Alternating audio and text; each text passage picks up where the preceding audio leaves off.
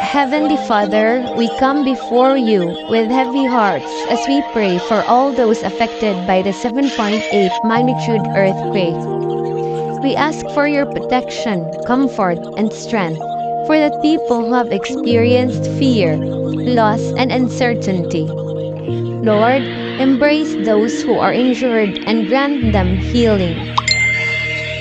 Comfort families who have lost loved ones and give them peace amid their sorrow. Provide shelter, food, and essential needs to those who have been displaced from their homes.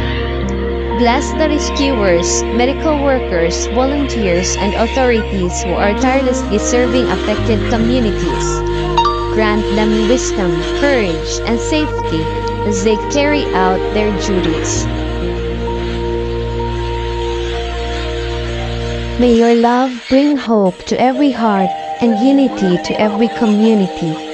Help us extend compassion and assistance to those who in need. Strengthen the people of Mindanao as they rebuild their lives and recover from this disaster.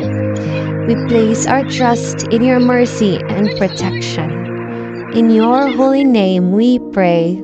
Amen.